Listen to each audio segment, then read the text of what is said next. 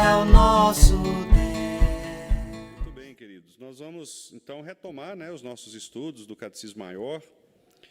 E eu vou pedir ali o Caio para projetar para a gente a pergunta 32, para que nós possamos nos lembrar, do último estudo que fizemos, e depois nós vamos ver as perguntas 33 e 34. Nós estamos falando, meus irmãos, sobre o pacto da graça.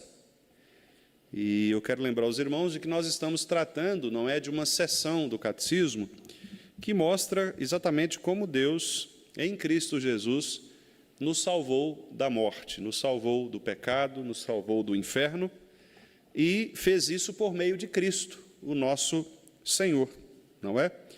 Então, depois de nós reconhecermos nosso pecado e nossa miséria, depois de recebermos as punições por causa do pecado, Deus, então, em Cristo, resolveu nos salvar. E como Ele fez isso? Ele fez isso por meio de uma aliança, de um pacto que Ele estabeleceu com o seu próprio Filho, Jesus Cristo, o nosso Senhor, para que Cristo pudesse, então, vir e salvar o seu povo dos pecados deles, como diz lá em Mateus 1:21, e Ele se chamará Jesus, porque salvará o seu povo dos pecados deles. Ali nós temos, então, a pergunta 32, que nos diz assim: como é manifestada a graça de Deus no segundo pacto? E é uma pergunta relativamente extensa, não é? Porque mostra várias implicações dessa manifestação da graça de Deus. A resposta, então, que os nossos irmãos ofereceram com base nos textos bíblicos é de que a graça de Deus ela é manifestada no segundo pacto, que é este pacto que Deus estabeleceu com Cristo. Quando Ele, Deus, livremente, porque Deus não foi forçado a isto, não é? Ele fez por sua livre vontade, Ele então provê e oferece aos pecadores um mediador. Porque este era o grande problema do homem, né? Uma vez que ele foi expulso, o homem foi expulso da presença de Deus, lá em Adão, nós precisávamos, desde ali, de um mediador, ou seja, alguém que, de fato, nos ligasse novamente a Deus, né? Aquele texto lá do profeta Isaías, que diz que os nossos pecados fazem separação entre nós e Deus, é um texto que mostra essa necessidade de alguma coisa, uma ponte, uma ligação entre nós e Deus. E, portanto, este mediador é exatamente quem faz este papel de mediar, de ligar, né? De ser essa ponte, o lugar onde esse abismo ele é retirado, né? Inclusive, a Bíblia usa exatamente esta expressão, esse lugar de abismo onde o pecado habita. Então, Cristo ele é este que aplana esses abismos, né? E nos faz chegar livremente até o Senhor por meio dele. Então, Deus provê esse mediador, que é Cristo. E com esse mediador, a pergunta continua respondendo, a vida e a salvação por meio dele. E, ao mesmo tempo, Deus também exige a fé como condição de nós nos interessarmos nele, né? Então, por isso que nós falamos que a salvação é pela graça, mediante ou por meio da fé. Então, o que é necessário para alguém receber a graça de Deus? Fé. Fé em quê? Fé neste mediador. E esta fé, ela não vem de nós, como diz Paulo, né, lá no texto bem conhecido nosso de Efésios, capítulo 2. Essa fé não vem de nós, ela é presente, ela é dom de Deus. Exatamente porque é uma obra dele, uma obra do Senhor, não é? Então, Deus concede fé ao nosso coração para que nós nos interessemos nele e nos promete e dá o Espírito Santo a estes eleitos, a estes a quem ele concede a fé. Para que ele nos dá o Espírito Santo? Para neles operar essa fé. Porque esta fé especial, esta fé dos eleitos, é uma fé diferenciada, não é aquela fé dos demônios. Qual é a fé dos demônios? A fé dos demônios é aquela fé que crê em Deus, mas não recebe Jesus Cristo como este mediador. Então, por isso é que nós insistimos, né, no fato de que não é suficiente uma pessoa dizer eu tenho fé em Deus. Não. Esta crença em Deus, ou mesmo em Jesus, né, como algumas pessoas dizem, não, eu acredito em Jesus, ótimo. Muitas pessoas acreditam mesmo em Jesus, no próprio Deus, acreditam que Jesus é o Filho de Deus, acreditam que Jesus é poderoso, que Jesus realizou milagres, todas essas coisas. Mas esta não é a fé genuína, a fé verdadeira. A fé verdadeira é aquela fé que é operada pelo Espírito de Cristo, que é dado por Deus, né, aos eleitos, para que eles possam, como diz o texto aqui, olha, vejam lá, com todas as suas demais graças salvadoras, olha agora, e para os habilitar a praticar toda santa obediência. Então vejam como é interessante, irmãos, a relação que o catecismo faz com a fé e a obediência, não é? Isso mostra o seguinte, que aquelas pessoas que creem em Deus, este Deus salvador, como está aqui na resposta, elas também obedecem a esse Deus, não é? Então, a fé verdadeira, ela é provada ou atestada, confirmada pela obediência, não é? Por isso que quando a pessoa fala assim, não, eu creio em Deus, e aí você olha para a vida da pessoa e ela tem uma prática muito distante daquilo que a Escritura ordena. Então você diz, olha, a sua fé ela é uma fé falsa. Por quê? Porque a verdadeira fé é uma fé que obedece, né? Tem um texto muito interessante, ele não é citado aqui nos versículos do catecismo, mas eu me lembrei, e eu gostaria de ler com os irmãos, que é quando Paulo começa a sua carta aos Romanos. Se os irmãos quiserem abrir, está em Romanos, capítulo 1 mesmo, né? Bem na introdução, Romanos capítulo 1. Vejam os irmãos que interessante, isto que eu estou falando aqui, de que a fé ela é para obediência, né? Vejam só, Paulo está aqui, Romanos 1, os irmãos abriram aí, ele se apresenta, né, como Paulo, servo de Jesus Cristo, chamado para ser apóstolo e tal, ele foi designado como apóstolo, e aí lá no versículo, vejam os versículos 5 e 6, ele diz assim, Jesus, né, nosso Senhor, por intermédio de quem viemos a receber graça e apostolado, por amor do seu nome, agora veja, para o quê? A obediência por fé. Percebem como é interessante? Então, Paulo está dizendo, olha, eu recebi graça, não foi para ficar aí pecando livremente, como se agora, não, eu sou um eleito, então o eleito não vai perder a salvação, eu posso viver do jeito que eu quiser, porque eu vou ser salvo mesmo. Não, isso não existe dentro da perspectiva bíblica, né? O eleito, ele é eleito para obediência. Só que essa obediência não é a obediência legalista. Qual é a obediência legalista? Aquela obediência da pessoa que acha que vai conseguir obedecer à lei de Deus por si mesmo, né? Por si mesma. Não, ela precisa da ação do Espírito de Cristo, que é exatamente o que a resposta, então, do catecismo está dizendo.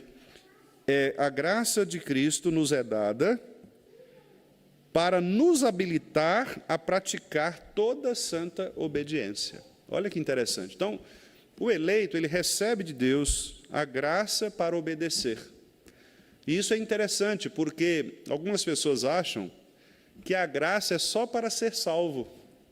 Porque a gente insiste muito nisso, né? De que pela graça nós somos salvos. E é verdade, é isso mesmo, nós somos salvos pela graça, essa é uma parte importante da graça. Mas a graça também é que nos faz obedecer. É a graça que nos leva à obediência. Então, a graça não só nos salva dos nossos pecados, mas nos habilita a obedecer. Então, se nós obedecemos a Deus, né, se nós obedecemos a palavra de Deus, não é pelos nossos próprios esforços, é pela graça, não é? Se eu consigo manter a minha vida de acordo com a palavra do Senhor, isso é graça. Não é por minha própria força, pelo meu próprio esforço. É graça de Deus, porque é Ele quem me habilita a fazer isto, né? É Ele quem me habilita a praticar toda santa obediência. Aí a pergunta continua, né? A resposta, como evidência da sinceridade da sua fé e gratidão para com Deus. Estão vendo? Evidência. Então, o eleito, qual é a evidência de que ele é um eleito?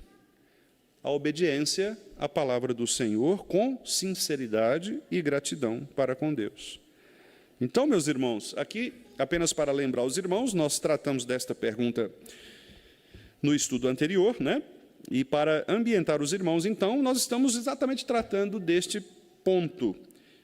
Deus não nos deixou no pecado e na morte. Deus não nos deixou no estado de pecado e miséria, mas Ele providenciou a salvação em Cristo Jesus. Como que Ele providenciou? Por meio da sua graça manifestada nele, em Cristo, de maneira livre, não é? A fim de que Cristo pudesse nos oferecer a plena salvação, capacitando-nos para crer com a fé verdadeira, nos dando do seu Espírito e, com o seu Espírito, esta graça para que nós pudéssemos obedecer o Senhor. Olha que coisa maravilhosa. É uma teologia, de fato, muito rica, né, meus irmãos? Muito profunda, né? Porque mostra que nós estávamos mortos em nossos delitos e pecados, não podíamos chegar até o Senhor. Deus, em Cristo, teve misericórdia de nós, não é? Chamou o seu Filho para ser o mediador, para nos salvar, pagando o preço do nosso pecado, e, além disso, não só nos salvou da morte, do pecado, mas nos habilitou para ser obedientes a Ele. Olha que coisa maravilhosa. Então, por isso que a gente costuma dizer, né, que a salvação, a operação da graça na salvação, ela é do início ao fim. Não é? Então, não é só na conversão, quando Deus opera em nós e nos tira do pecado, mas é a vida toda. É a graça de Deus operando a vida toda na vida do crente, né?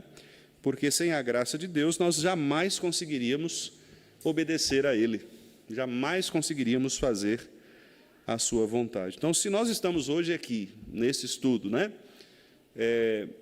com o interesse de estudar a palavra de Deus, isto é fruto da graça, não é? Se você hoje pela manhã, ou durante o dia, ou ainda à noite, vai orar a Deus, agradecendo pelo dia de hoje, confessando seus pecados, se Deus moveu o seu coração para se arrepender de algum pecado, talvez que tenhamos cometido, não é? Seja hoje ou seja antes, e nos lembramos e pedimos perdão, isso é graça, não é?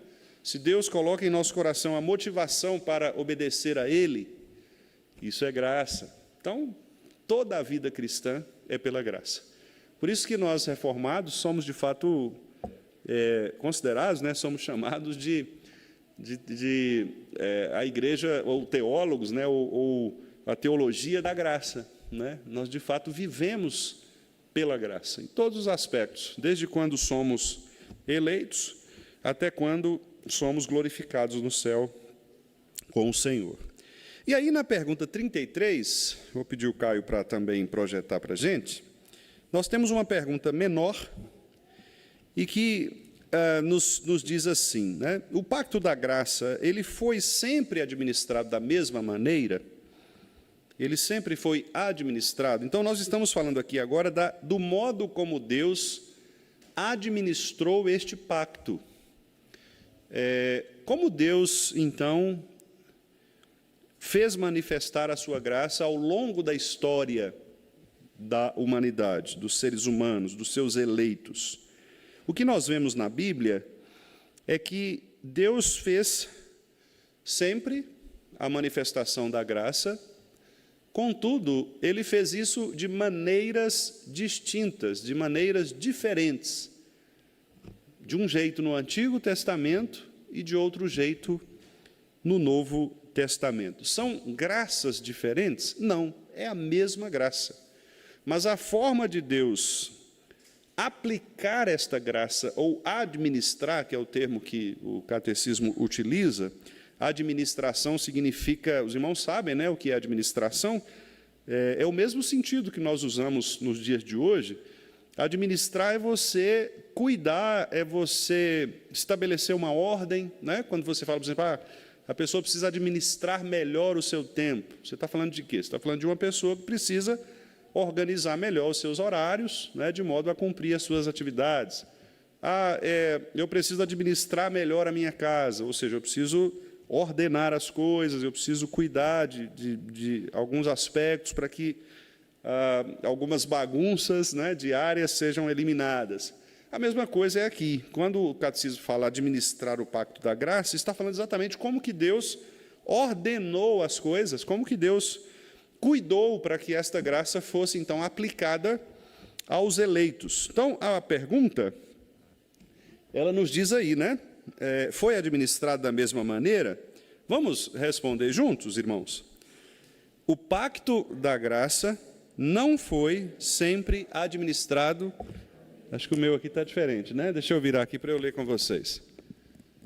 Vamos lá. O pacto da graça não foi administrado da mesma maneira, mas as suas administrações no Velho Testamento eram diferentes das debaixo do Novo Testamento. Então, o que a resposta está dizendo, não é que são dois tipos de graça diferentes, né?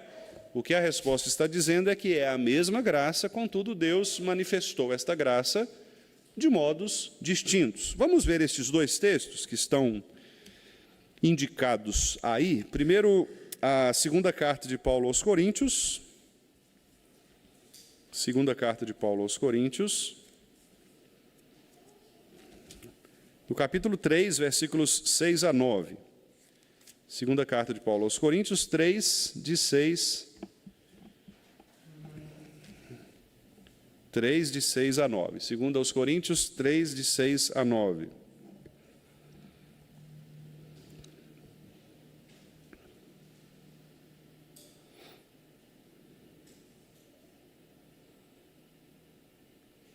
Vamos ler. O qual nos habilitou para sermos ministros de uma nova aliança, não da letra, mas do Espírito, porque a letra mata, mas o Espírito vivifica. E, se o ministério da morte, gravado com letras em pedras, se revestiu de glória, a ponto de os filhos de Israel não poderem fitar a face de Moisés por causa da glória do seu rosto, ainda que desvanecente, como não será de maior glória o ministério do Espírito?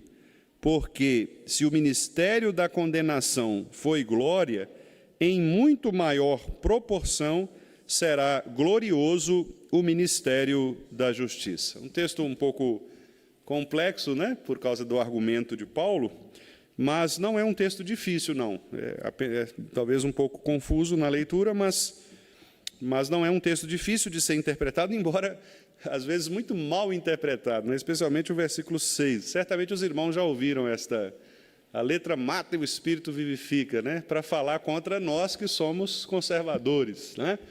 Vocês são muito radicais, são tradicionais, a letra mata, né? O Espírito quer liberdade, o Espírito vivifica.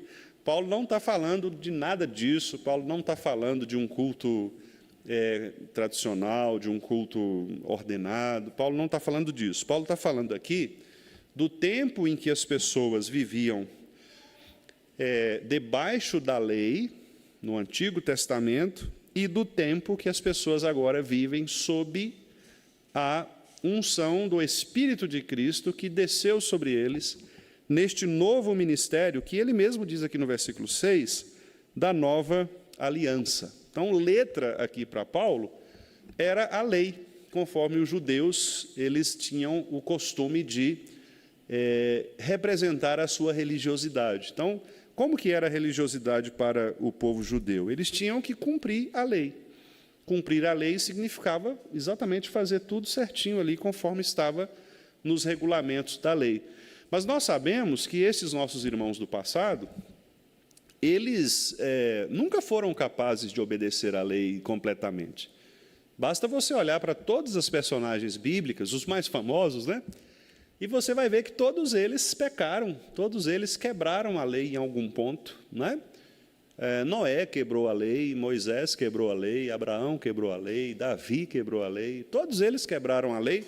Então, se eles fossem salvos por esta lei, ou melhor, se eles tivessem que ser salvos por esta lei, eles não teriam sido salvos, né? Nós não teríamos salvação no Antigo Testamento, porque todos eles fracassaram. O único que não fracassou foi Jesus Cristo, já naquilo que Paulo chama de nova aliança, né? Então, Paulo está aqui fazendo um contraste entre o ministério, ele fala aqui, né, nós somos chamados para sermos ministros de uma nova aliança, não desta letra da lei, ou seja, não deste sistema judaico que as pessoas têm que obedecer à lei para serem salvas, mas de um sistema gracioso, espiritual, no qual, na verdade, as pessoas recebem a salvação por aquilo que ele chama aqui, né, de ministério do Espírito, no versículo 8, ou então de ministério da justiça, no versículo 9. O que é esse ministério do Espírito ou ministério da justiça? É exatamente a graça de Deus aplicada em Cristo Jesus, né? Por que ministério da justiça? Porque nós recebemos a justiça em Cristo, né? Aqui mesmo em Romanos, quando a gente leu lá a obediência por fé, Paulo fala o quê? Que nós estávamos completamente mortos, depravados, e aí Deus em Cristo, ele superou a lei, né? Diz lá o versículo 21 do capítulo 3, né? Mas agora, sem lei, foi manifestada a justiça de Deus em Cristo, né? Que se tornou aquele que que pagou o preço da nossa condenação para que fôssemos tornados justos. Então, Paulo diz no versículo 9 aí, olha, se na condenação foi glória, quer dizer, se lá no Antigo Testamento já houve salvação, se lá no Antigo Testamento, mesmo sob a lei, Deus, ele operava a sua glória, muito mais agora, ou em muito maior proporção, muito maior, ele diz aqui no versículo 9, né? Maior proporção será o quê? Glorioso o ministério da justiça, ou do Espírito. Então, quando ele diz aqui que a letra mata e o Espírito vivifica, ele quer dizer isto, né? A lei matava as pessoas, porque quando você olha para a lei, você está morto, você está condenado. Se a gente abrir os 10 mandamentos e olhar um por um, quem é que pode ser salvo, né?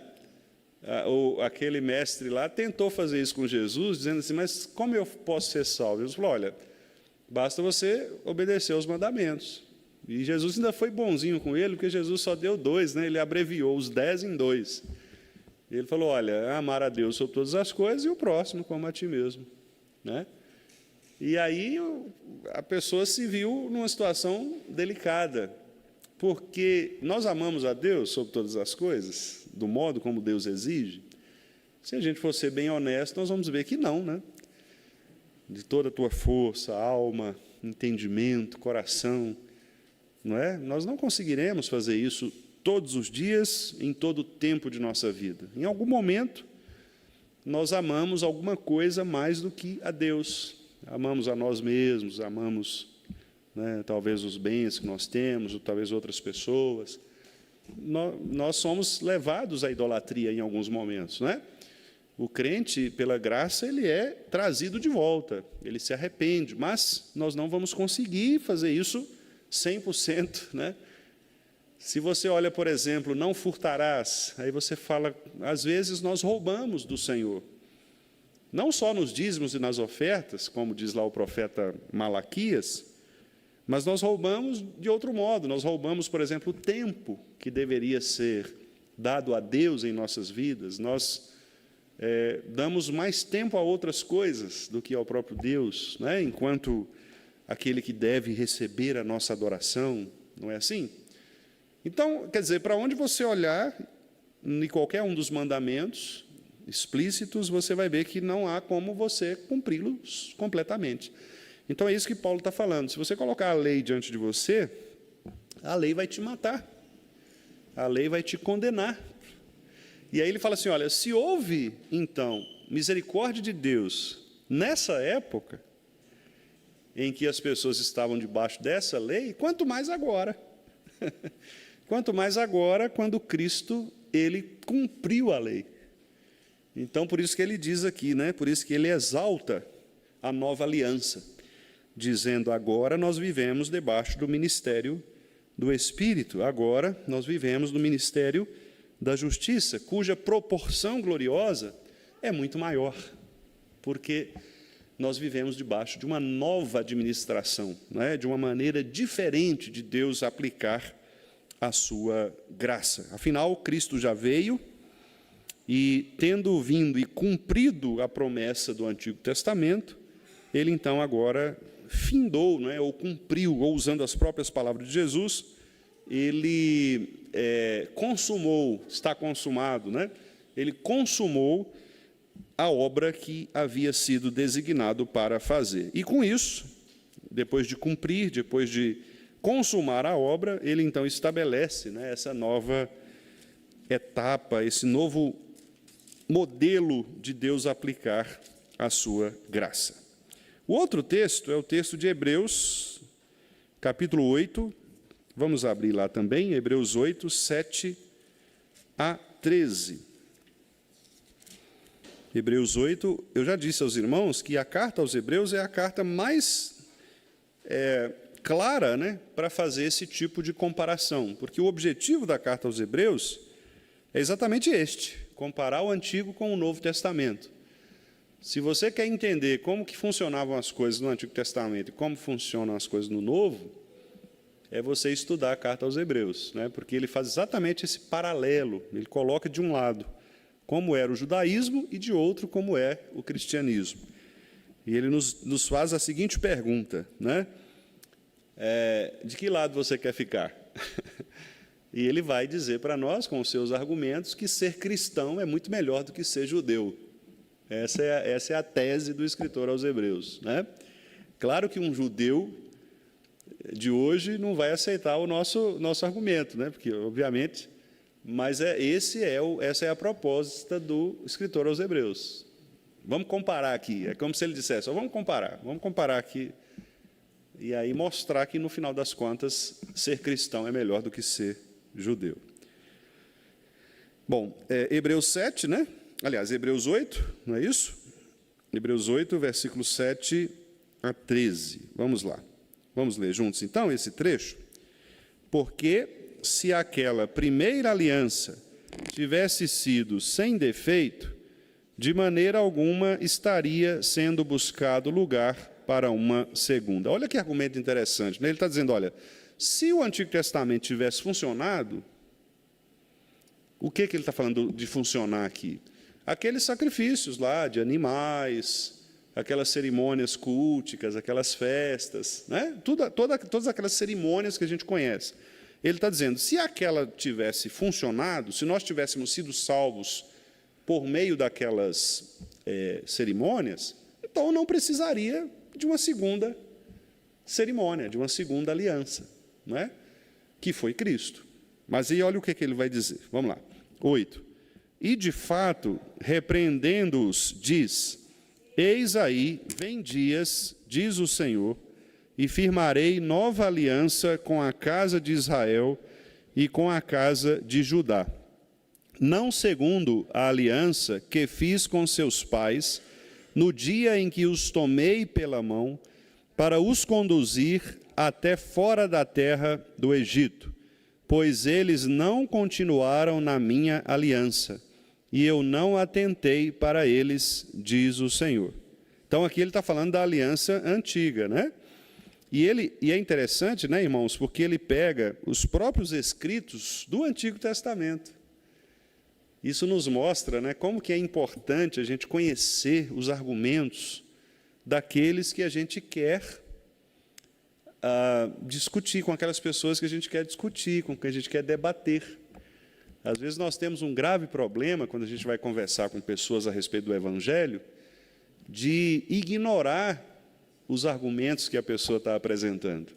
E veja que aqui o escritor aos Hebreus está usando os argumentos dos próprios judeus, quer dizer, ele está pegando na própria escritura judaica, no Antigo Testamento. Eles liam isso aqui, criancinhas de 5, 7 anos sabiam isso aqui de cor, porque eles estudavam os profetas, os salmos, né? A lei. Então ele está falando, olha, eu estou falando de coisas que vocês deveriam saber, está escrito lá. E o que ele está usando? Ele está falando, olha, eis que vem dias, não é, que firmarei nova aliança, nova. Quer dizer, se é uma nova aliança, veja que o próprio Antigo Testamento já está prevendo outra aliança, além desta do Antigo. E é por isso que os judeus, eles são apontados por Jesus, não é, como pessoas sem entendimento na sua geração, porque Jesus está dizendo, olha, vocês têm a lei e os profetas, basta ler. Porque se vocês lerem a lei e os profetas, o que vai acontecer? Vocês vão ver que eles estão falando de mim. Eu estou lá sendo mostrado o tempo inteiro, mas vocês estão negando isso, né? Então ele está falando aqui, eu vou firmar uma nova aliança. No 9 ele fala, não a aliança que fiz com os seus pais, no dia em que os tomei pela mão. Quando foi isso? Em Abraão, né? Para os conduzir até fora, em Moisés, na terra do Egito. Por quê? Eles não continuaram na minha aliança.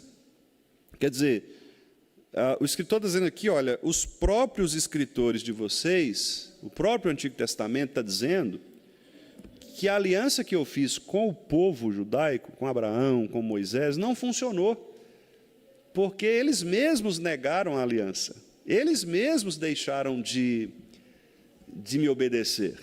Então, se eu não fizesse uma outra aliança, se eu não fizer uma nova aliança, aquela lá já vai perecer, né? Vamos ver agora o versículo 10. Porque esta é a aliança que firmarei com a casa de Israel depois daqueles dias, diz o Senhor. Aí ele coloca 2 pontos, está vendo? Agora ele vai falar para nós qual é a aliança. Esta é a aliança, 2 pontos. Vou te falar qual é a aliança. Vamos ver qual é a aliança. Vamos ler? Na sua mente imprimirei as minhas leis. Olha a diferença. As leis estavam sendo impressas onde? Na antiga aliança. Onde elas foram impressas? Nas tábuas de pedra. Estava fora do homem, vamos dizer assim. Fora do coração e da mente humana. Estava lá. É mais ou menos como uma lei, né? Uma lei qualquer. A pessoa ali embaixo, lá no nosso bebedouro, né? Não leve copo para o tempo. Está ali. É uma lei que está lá, posta no metal, né? No alumínio, né? Está ali. Mas se a pessoa não tomar aquela lei e colocar no coração ou na mente, ela não vai obedecer aquela lei. Não é assim que funciona com a lei? Não adianta a lei estar expressa em tábuas de pedra se ela não estiver em nós. Pouco importa se o Código de Trânsito diz que você tem que parar numa placa pare. Se você não quiser parar, você não para. Não é? Isso não depende da regra. Mas agora a nova aliança é diferente. Não é mais uma aliança que está fora de você. Ela está em você. Olha que interessante, né? Na sua mente imprimirei as minhas leis. Vamos continuar lendo?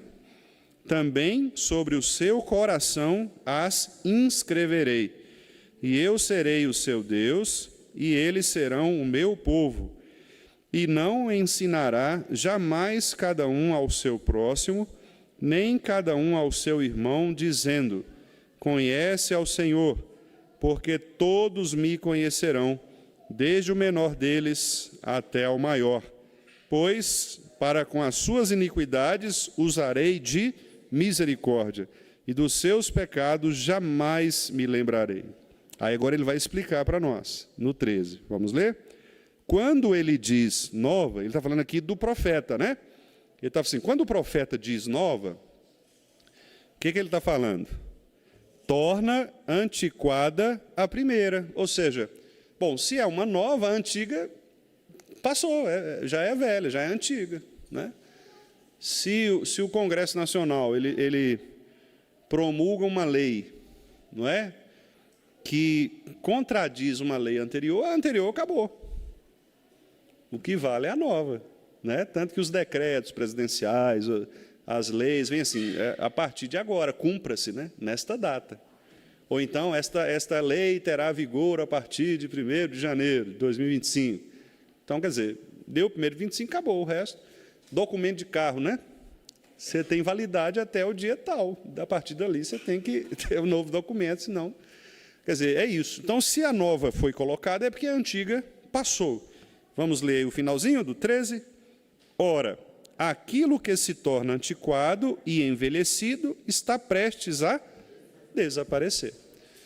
Então, veja qual é o argumento do escritor aos Hebreus. Ele está dizendo, irmãos, olha, foram duas alianças. Teve uma aliança no Antigo Testamento, mas ela não funcionou porque aquela aliança do Antigo Testamento era uma aliança de obediência, ou seja, as pessoas deveriam obedecer completamente à lei.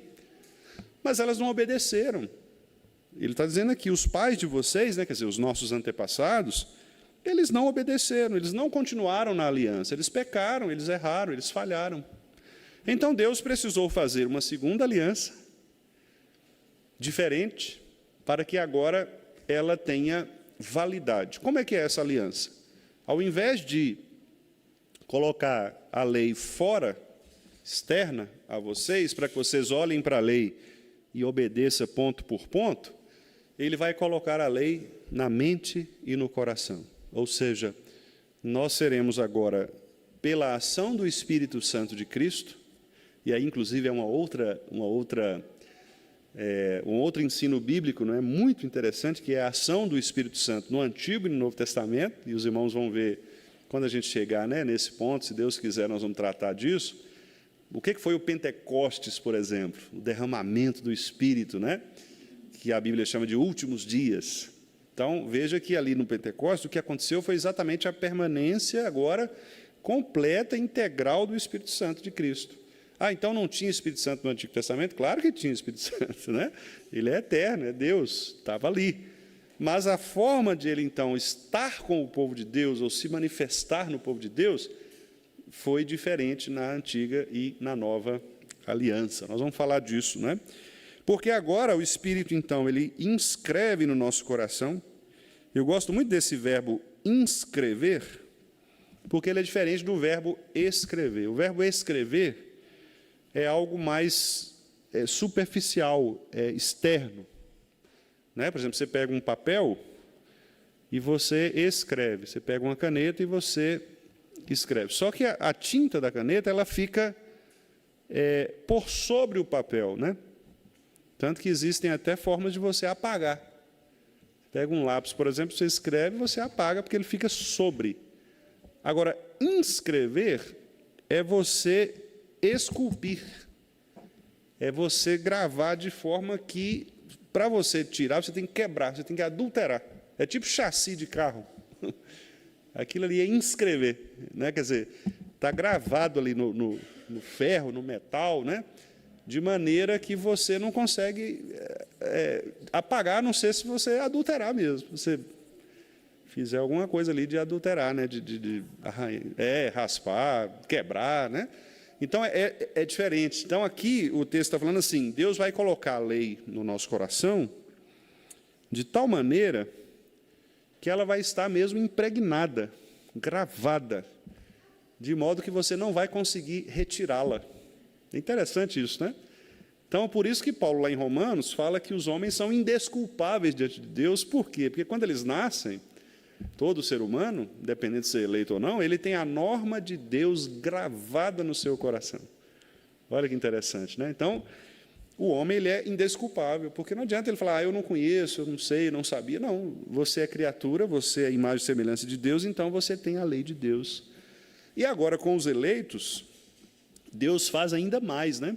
Ele revela essa lei que já está gravada e ele mostra a esse homem que, sem Cristo, nós nada podemos fazer.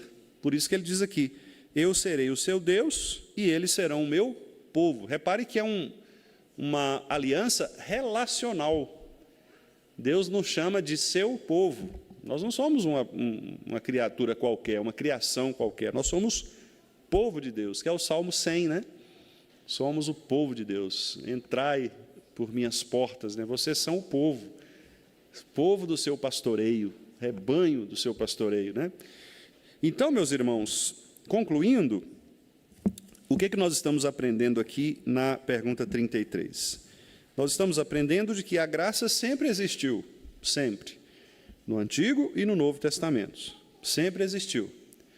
Contudo, ela foi manifestada de modo diferente, ela foi administrada de maneira diferente. No Antigo Testamento, as pessoas eram chamadas pelo pacto da graça, mas havia este elemento de obediência ou de uma lei exterior que eles deveriam cumprir, este pacto de obediência, né? Já no Novo Testamento, nós temos uma maneira diferente de Deus agir, que é gravando no coração, na mente, a sua lei, de maneira que a lei deixa de ser algo externo a nós e passa a ser algo interno a nós. Então, porque agora nós não precisamos mais olhar para uma lista de coisas que nós devemos fazer, porque nós sabemos que não vamos conseguir fazer esta lista de coisas. Nós devemos olhar para Cristo, que cumpriu aquela lista de coisas. E ao olhar para Cristo, nós então somos salvos. Aí você pergunta assim, mas pastor, mas no Antigo Testamento, eles foram salvos como? Eles foram salvos por Cristo. Contudo, a maneira como, é exatamente isso que nós estamos querendo dizer, a maneira como Cristo se manifestava a eles, no Antigo Testamento, não era tão clara quanto manifestou-se a nós no Novo Testamento. Por exemplo, quando Abraão ele foi chamado por Deus, né? E Deus disse para ele, Abraão, sai da sua terra, sai da sua parentela, vai para um lugar que eu vou te mostrar. Aquela fé que Deus colocou no coração de Abraão, para que Abraão pudesse sair mesmo de Ur dos Caldeus e ir até a terra que ele mostraria, né? A sua peregrinação, até como a gente conhece a história, de escravidão do Egito e tal, Moisés, etc. Para ter todo esse percurso, Moisés precisou crer. Crer em quê? Na palavra de Deus. Observe. Então, ele estava vivendo num tempo de lei, ele sabia das cerimônias, ele cumpria as cerimônias.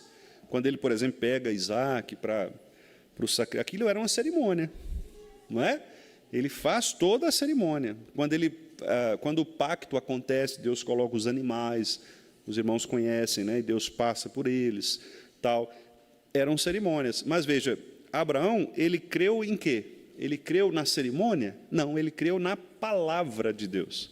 Qual foi a palavra de Deus? Sai e vai para o lugar que eu vou te mostrar. E ele obedeceu. Então, é exatamente... quando a gente fala crer na palavra, é crer em Cristo. Por quê? Cristo não é a palavra? Não é o verbo encarnado? Então, no Antigo Testamento, esses irmãos que criam na palavra de Deus, que davam ouvidos à palavra de Deus, eles estavam, ainda que de maneira, vamos dizer assim, nublada, meio opaca, meio ofuscada, né? Eles estavam apontando para Jesus. Eles estavam apontando para a palavra. Eles estavam direcionando sua fé para a pessoa de Jesus Cristo. Agora, quando Cristo veio, encarnou-se, tornou-se homem e habitou entre nós, João 1,14, nós vimos a glória do Pai. Percebe? Agora a coisa escancarou abertamente. Não mais como antes, Paulo fala em 1 Coríntios, né? Porque a gente vê ainda embaçado, a gente vê ainda as coisas, mas quando vier o que é perfeito, nós veremos face a face. Ali Paulo já está falando de um processo seguinte, que é o processo da glorificação. Então, a revelação cristã, ela é progressiva. De modo que hoje o que nós temos é muito mais do que os nossos irmãos do Antigo Testamento tinham. O que Moisés conhecia a respeito de Deus é menos do que nós hoje podemos conhecer. Porque nós temos a palavra, nós temos a revelação completa. Por isso que o escritor aos Hebreus está dizendo para nós assim, estão vendo como é que vocês são preguiçosos? Porque vocês já deveriam ser mestres. Porque vocês têm muito mais elementos, muito mais coisas para conhecer, muito mais revelação. E vocês ainda precisam ficar sendo tratados como criancinhas que não tiveram instrução, né? Então, meus irmãos, essa é a minha parte aqui hoje, né? Essa introdução a essa divisão da administração da graça. E na pergunta 34, que nós veremos com a graça de Deus, né, no próximo estudo, a pergunta 34 vai mostrar para nós como que o pacto foi administrado no Antigo Testamento. E a pergunta 35, como foi manifestada no Novo Testamento. Aí nós vamos fazer esse paralelo, né, de mostrar, então, como que foi no Antigo? Assim. Como que foi no Novo? Assim. E aí nós vamos comparar uma coisa com a outra, para perceber exatamente essa diferença de manifestação do pacto da graça nos dois testamentos. Muito bem, meus irmãos. Se houver alguma pergunta, algum comentário da parte dos irmãos, podem ficar à vontade.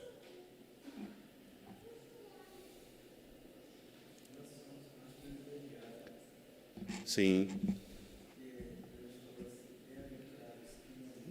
Exatamente. Isso mesmo. Isso mesmo.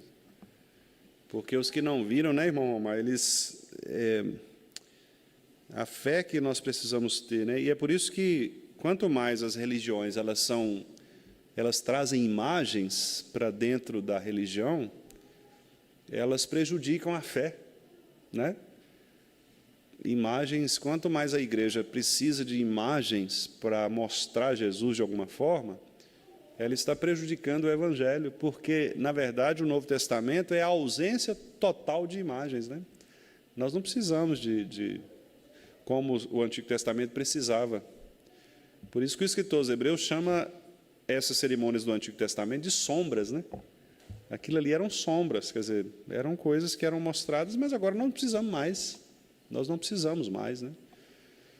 Por isso que os únicos símbolos que nós temos no Novo Testamento são os dois sacramentos, ceia e batismo, não é? E a gente costuma dizer que são símbolos visíveis de uma graça invisível, né? Um termo que geralmente os pastores costumam usar, né, na ministração. É a única coisa que nós vemos, porque você não vê outra coisa, né? Não há outra coisa que você precise ver. Só a ceia, o pão e o vinho, e a água do batismo. São as únicas formas visíveis. Todo o restante é invisível, né? Nós não precisamos ver. Graças a Deus por isso, né? Porque senão nós seríamos muito tentados a fazer destas coisas ídolos, né? Como infelizmente acontece em algumas religiões, transformar aquilo que é visível num ídolo, num amuleto, né? Você achar que aquilo ali tem poder em si mesmo, né? E a gente sabe que não é assim. O pessoal abre o Salmo 91 dentro de casa, né, para espantar os maus olhados, né? Ou às vezes usa o crucifixo para, né, o terço. São formas visíveis, né, de se apegar a coisas que não mudam nada, né? Ok, meus irmãos. Vamos encerrar, então, orando a Deus, né? Vamos ficar de pé para a gente orar ao Senhor?